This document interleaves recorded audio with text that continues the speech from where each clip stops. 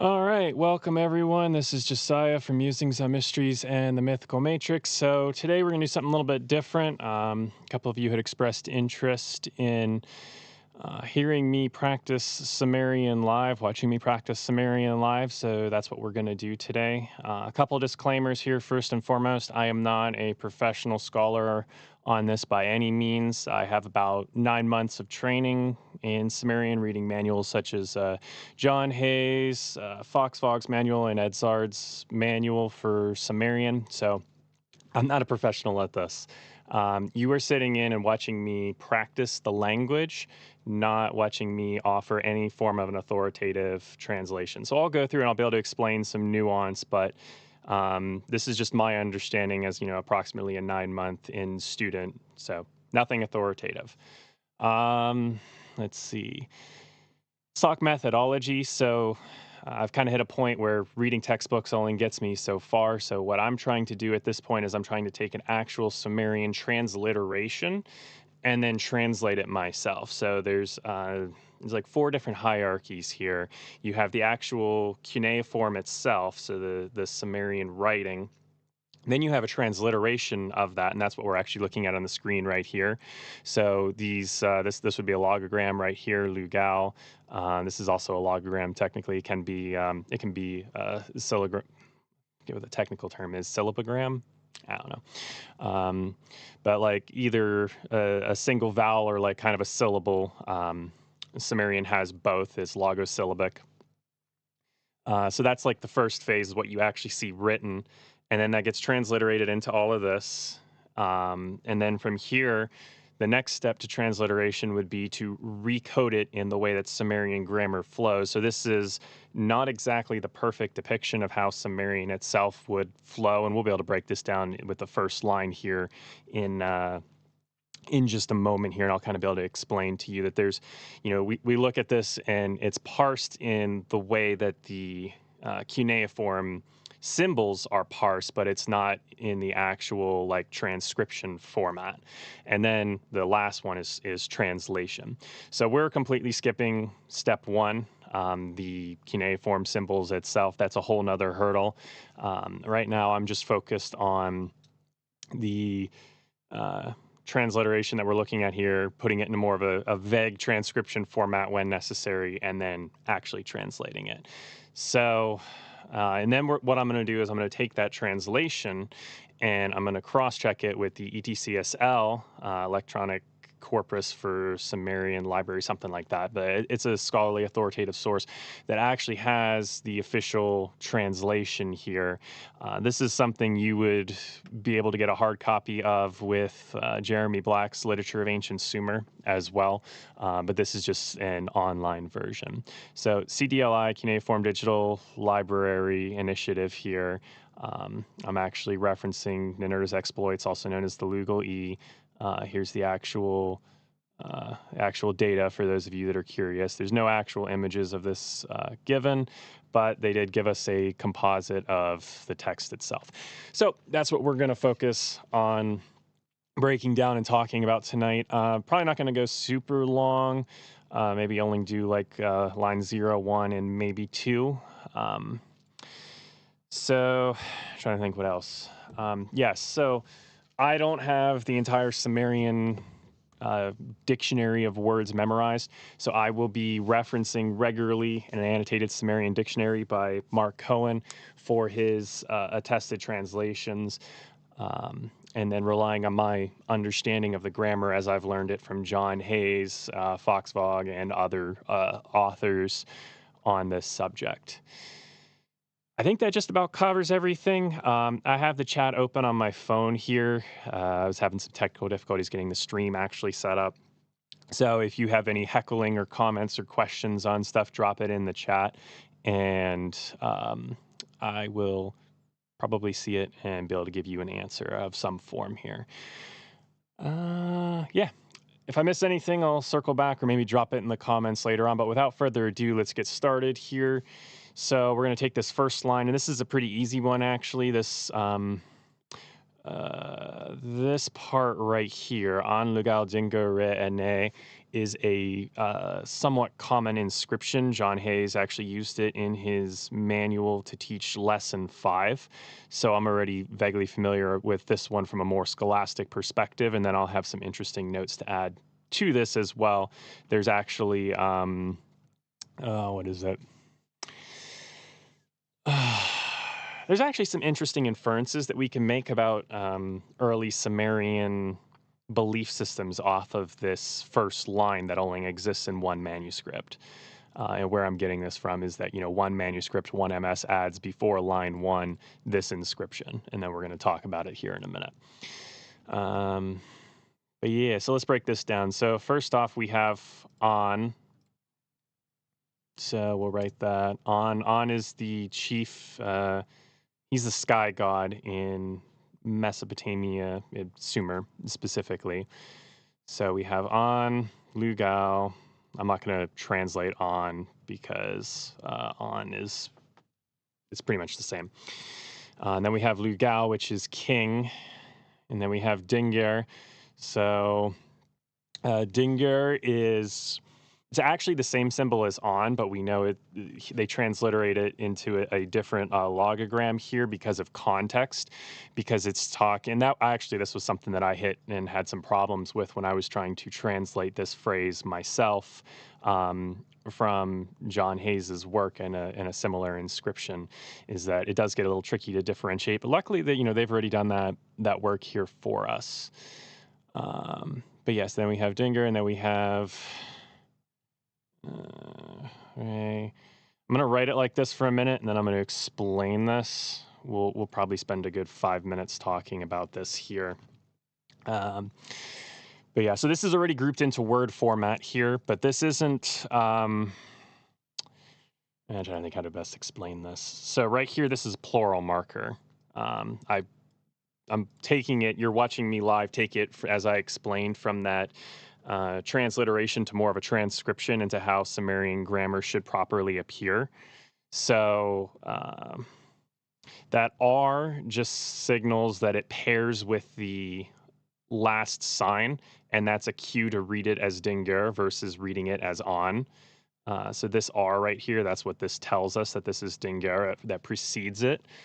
And then the E sets up what comes next. The reduplication here of the E, as seen, is a different writing style than the inscription I saw from Hayes.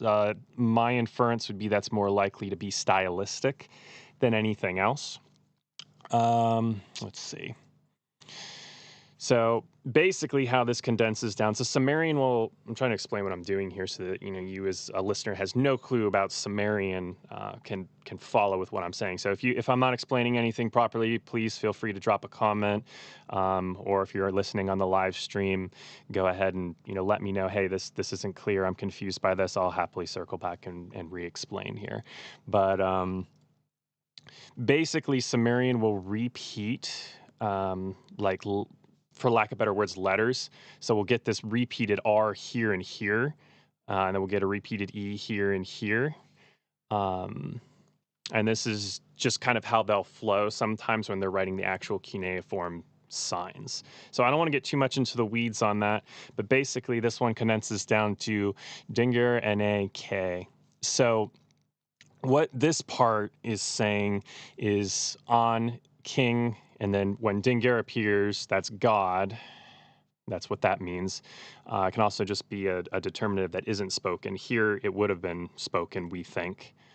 We don't know how Sumerian would have exactly sounded because it's a dead language from... When exactly it went extinct is a huge issue of debate. John Hayes in his manual, Sumerian Grammar Text, has a fantastic section on that if you're more curious. And then what we have here, so my parentheses are the English translation. So this is just telling us, okay, Dingir, God. We see Na, that tells us it's God's plural. And then normal for this inscription is that there would be a genitive marker. So genitive is like of. So king of the gods. So there is a genitive marker here that is normally not written it's just that K. And when it immediately follows a vowel right here, like NA, the E here, it usually is omitted, but it is actually included in this inscription because there's an ergative marker that's placed on it here.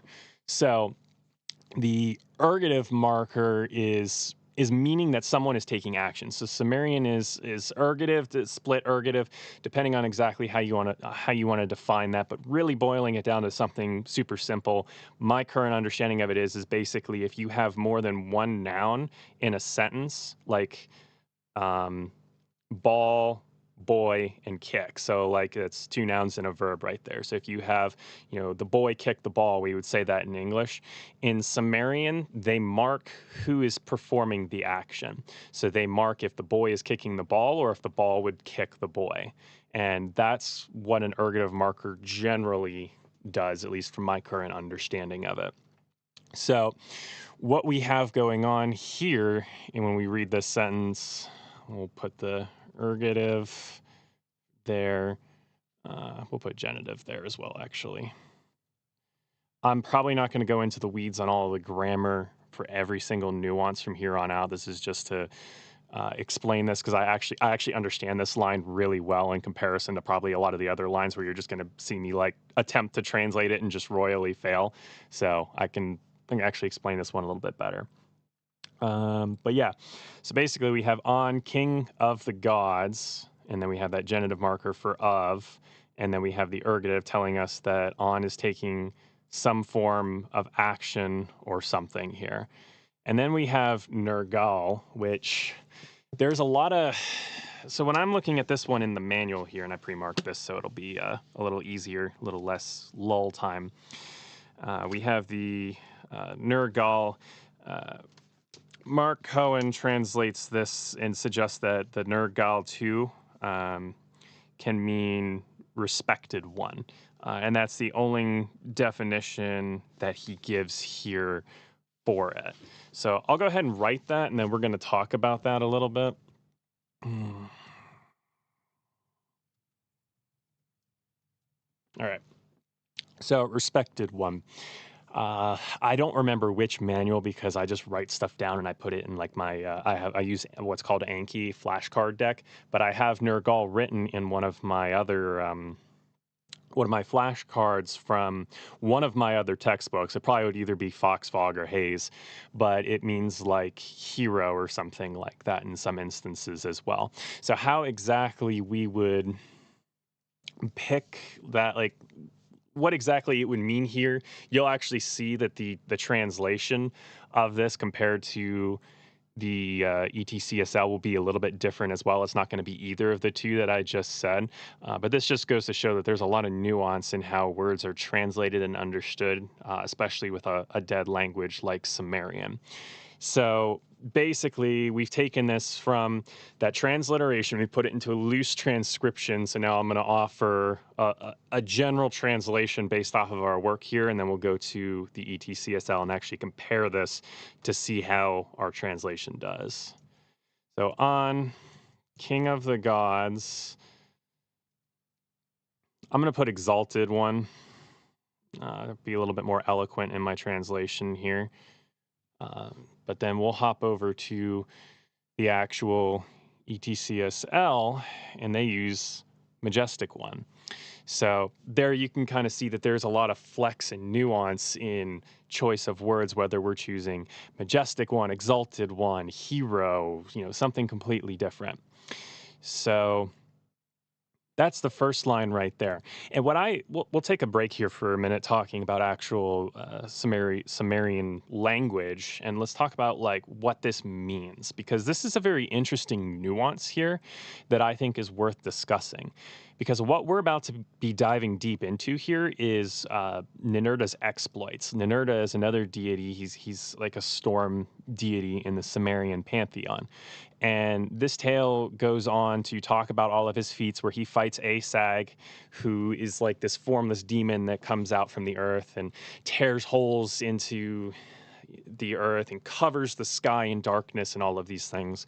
And then he defeats this demon, and then he renders judgment on different stones like that the Sumerians had and knew of, and some he blesses and some he curses. And supposedly, according to I want to say Jeremy Black in his Literature of Ancient Sumer, there's supposed to be a lot of puns actually in how that's written that are in Sumerian, but that are just lost in translation. So if anyone starts ragging on you for telling, good jokes or puns, just remember the Sumerians did it at one point as well. All right, let's see here.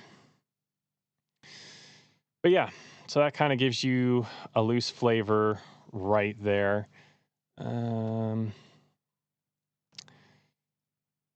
I didn't really answer the question. Sorry. So you're kind of the podcast is usually a lot more organized. I kind of like wonder and meander and bounce all over the place, and you'll kind of see that here. But so basically, this is interesting because this doesn't really seem to fit the what's going on here in this myth, because we have Ninurta being talked about in terms of he's doing all of these feats. He's fighting this monster, but yet we have attribution to An, king of the gods, majestic one, first and foremost, preceding what Ninurta is about to do. And then we have an ergative marker on it, which is also weird to me, that indicates that he's taking action to sanction or allow what we're seeing here. And so it doesn't really exactly seem to fit with my reading and understanding of what I've seen of Sumerian myths. Again, I haven't read every single manuscript variant. This may be more common than I know, but from what I've seen so far, this is by no means common. And this, to me, speaks more to a perhaps monolatrous, universal monolatry outlook, so that maybe that the Sumerians weren't as polytheistic as we think, but that they actually did have an exalted deity above all of the other deities. And it's just that as time went on, they replaced it with a local, more regional deity. All right. And yes, ChatGPT is in the URL right here, not because this is an unreliable source, but because I have trouble finding this online sometimes when I type in keywords. So I'll have ChatGPT actually find the official ETCSL URL right here. So for those of you that are concerned about that I'm not relying on ChatGPT for my Sumerian studies or actually like relying on a non-scholarly source for this. But okay, so let's dive into line 2, or in reality, line 1 here. All right, so we have, I'm just going to copy and paste this, make it a little bit easier. And then Lugal, once again, that's king. We'll format this here a little bit so those of you that are a little bit more visual, hopefully it's a little easier to track with my ramblings and nuance. All right, so Lugal king, U4 is the day sign usually. There may be some nuance here that I'm missing to that because Sumerian signs tend to have a lot of polyvariance in their meaning as well. There's a lot, like one sign can sometimes be read multiple different ways. So, and then again, we have Nergal, respected one. Knowing the context here, I'm going to put hero as more likely translation. Melam to be, I'm inserting the number there into the pronunciation. This one I'm going to have to look up. So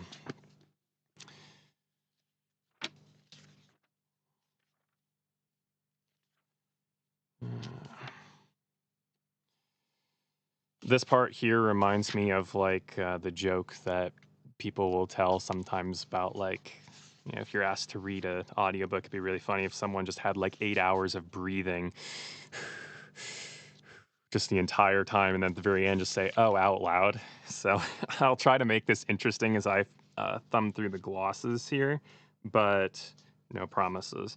And sometimes there just won't be an entry for what we're specifically talking about too, unfortunately. So at that point, we're going to kind of have to just kind of make an inference of some sort. So yeah, I'm not seeing anything here for Milam. The way Sumerian works, there's sometimes prefixes and stuff. So what I'm going to do is I'm actually going to go look up Lam 2 as well, just to see if there's anything there that might give me a little bit more of an indication. because sometimes there's like, you know, prefixes that are stacked on or suffixes that are stacked on. The B is like the BI that we see there at the end. That's like the Sumerian it's, like it is, like, I'm trying to think of a good sentence. It is the ball kind of a thing, like something to that vague effect. Not exactly. I can't think of a better example right now, but all right. So I at least know what B is, and that tells me that there's some kind of conjugation being used here. And I'm not seeing anything for lam too. So right off the second line, again, that's why I clarified this is practice, that I just have no clue what this specific word is. So what we'll do here is we have every word except for one translated here. So what we can do is we can then go to the ETCSL, cross-reference this, and kind of infer what this word would be to some capacity. All right. So, O King, storm of majestic splendor. Okay. So here U4 is being used probably more as as storm. That would be my inference as to what it means. Like storm, brightness, it follows the same motif. Let's take a look and see where that falls at in here.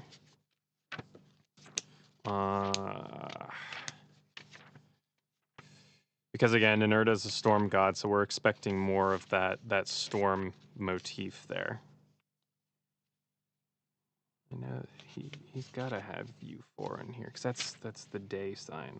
I'm very confident of it. But it kind of has that inference of brightness and lightning, I think, as well. There's a lot of U's in Sumerian.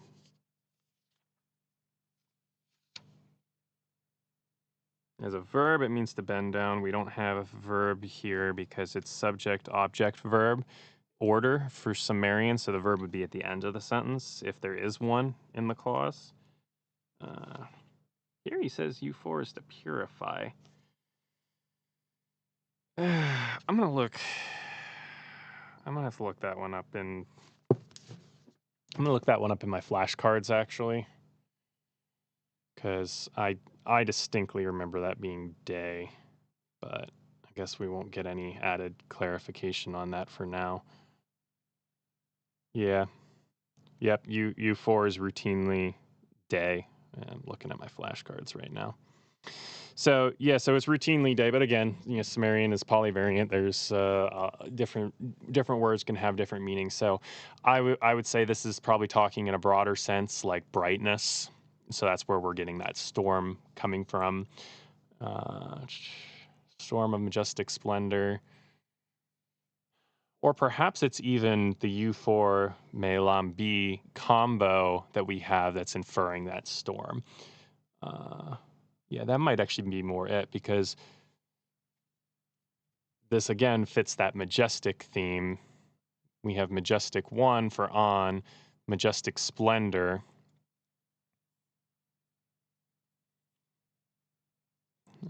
Yeah, so I would say my guess, again, I'm kind of guessing at this point, trying to reverse engineer this Sumerian word, is that we're looking at a more variant use of day, specifically splendor. Like splendor might actually tie into this here as well.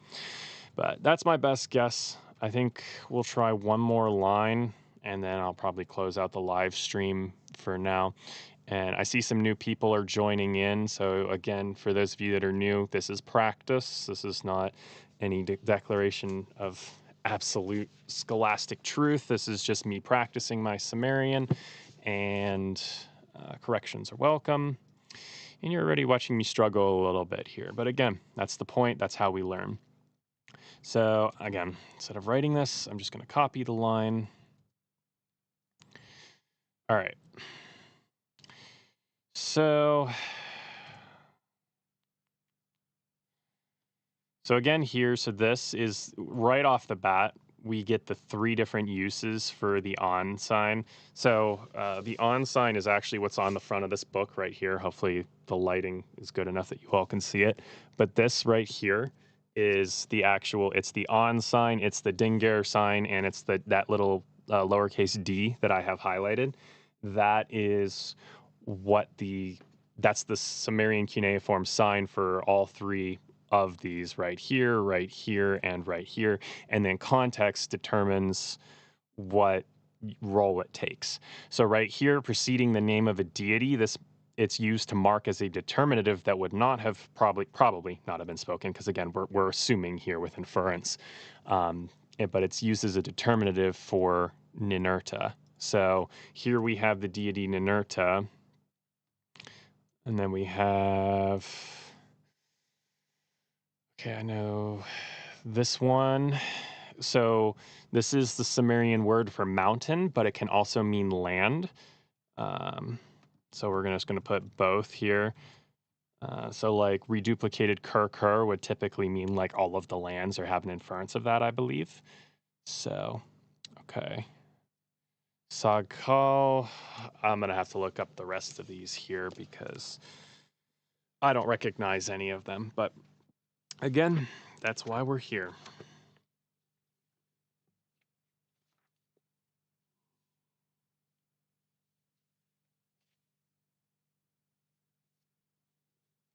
All right, so it would be noun or adjectival usage here. There's a lot of different. There's SOG 2. There's no SOG here. SOG 3, SOG 2.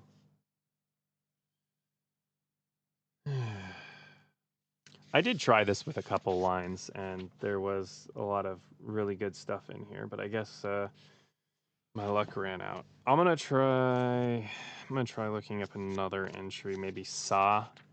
Yeah, so what's going on here is that the G is, because G and K sound similar, and so a lot of Sumeriologists and in a lot of the ancient Semitic languages as well, you have a G and K can kind of be interchangeable with each other. So what this probably actually is it's this, and then the G adds on because of the second one that's right here. So I'm actually going to look at the entry Sa and see if I can find the regular one. All right, so here I have an entry for Sa.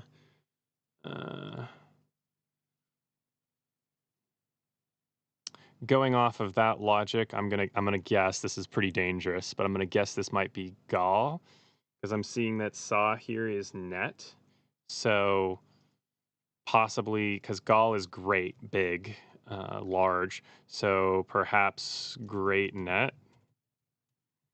That's kind of my inference there, my guess.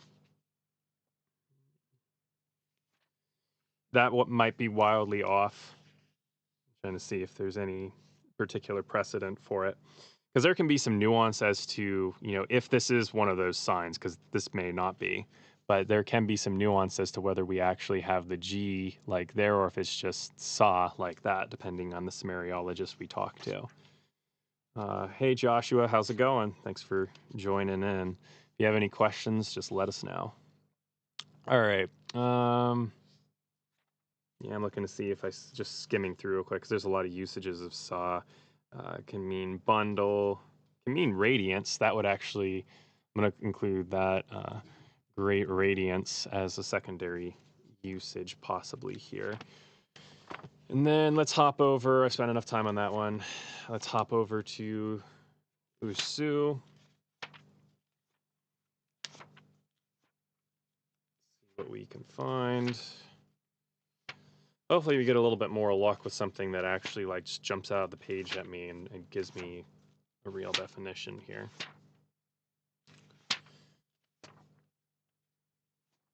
Does anyone have to like, is it just me, or does anyone else have to like play the alphabet song in their heads to like make sure that they're actually on the right track when they're flipping through a dictionary?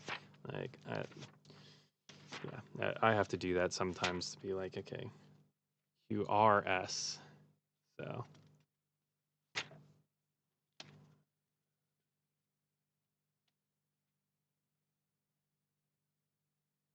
Oh, sorry to hear that, Josh. Saying his cat got hit by a car. That's not good. That really sucks. We have a number of cats. That'd be very heartbreaking if anything happened to ours. So very sorry to hear you're dealing with that.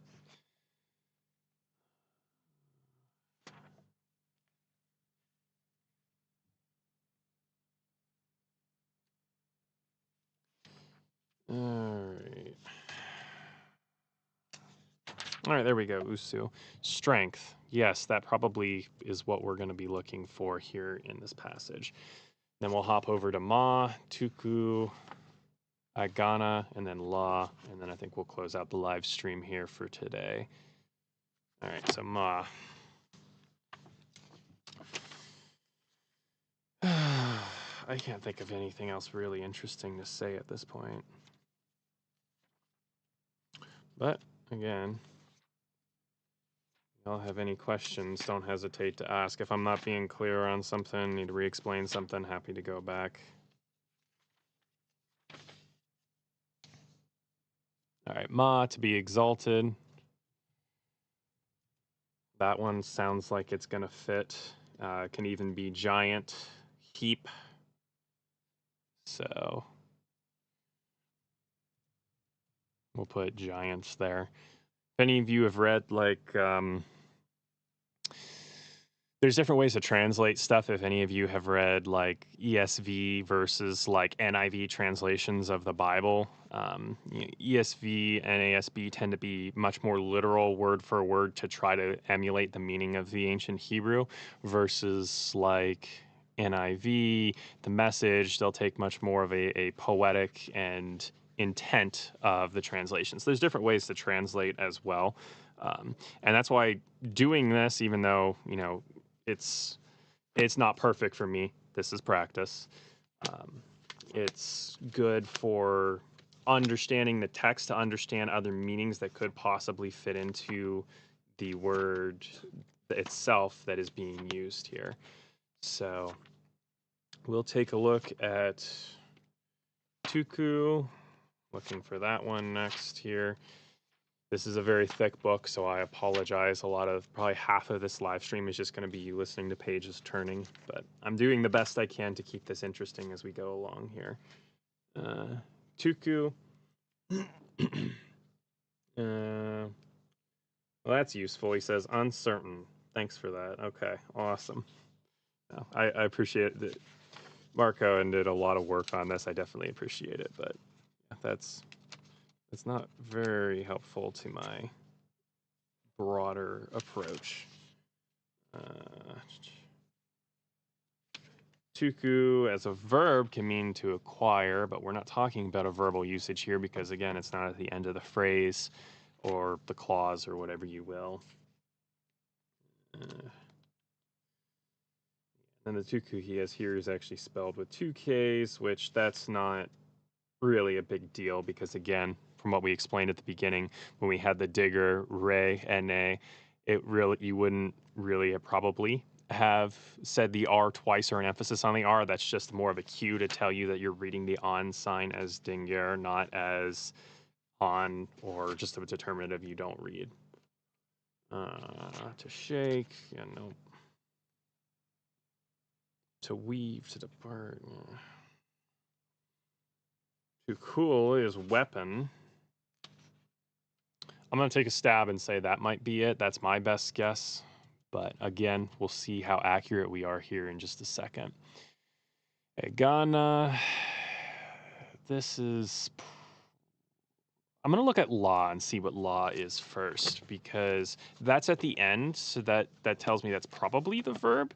But, you know, there could be some kind of poetic deviation that we have going on here, and the agana might actually be some type of verbal element. So let's look at law and see.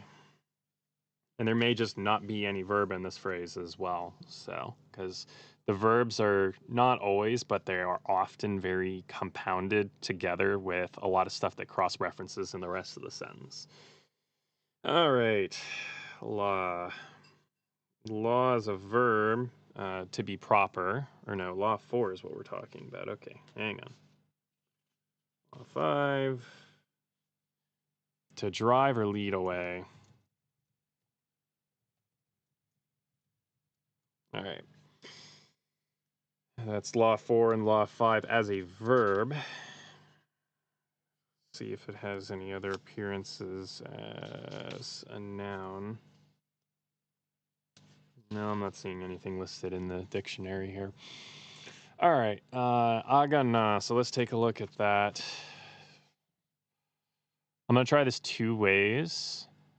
I'm going to do the whole phrase agana and see if there's anything under agana or akana that would fit. And then if not, what I'm going to do is I'll say maybe it's gana and this is actually a verb or something. But again, the point of this here is it's practice. I'm not perfect at my Sumerian. I need to do this anyway, whether I'm live streaming this or not, I'd be doing this. So it gives me something to do. It gives you all some content from me where you can actually tune into the research and see what all is going on. So, Akan, there's nothing under there. Let's see, where's that? A gun, leather object. Okay. Maybe. See if there's any other clues in here. My guess is there's probably not a verb this early on, and it's more descriptive of Ninurta himself. All right, so now that I've got loose translation of each word, guesses at each word, I'm going to try to render my own translation line, and then we'll compare it to the ETCSL, and then we'll close out from there. So, Ninurta with great radiance and strength, exalted weapon over the lands. Okay, I'll take a guess at this here. So, he who has radiance and strength and is exalted over the land. No, we'll say lands. Over the land. I'm going to assume maybe the Agana is a cue that his weapon is... Well, no, because his weapon's a mace. It's not like a sword and a sheath, because that's kind of where I was leaning at first, but no. I'm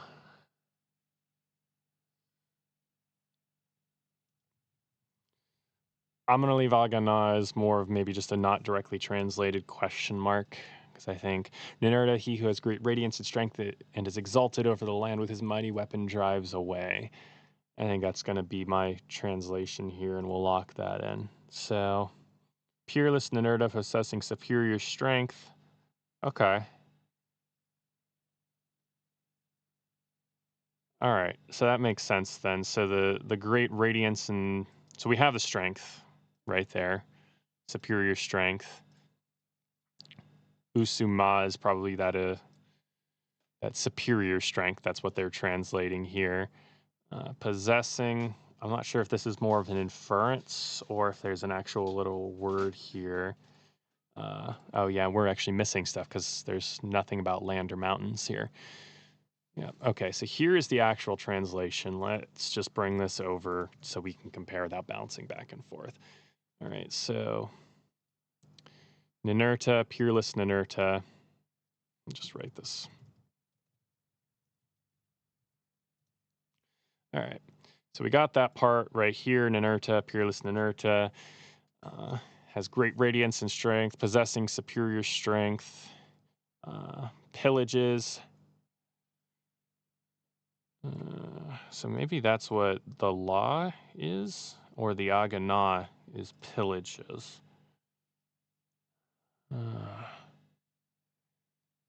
Trying to think here about verbal chains for first person.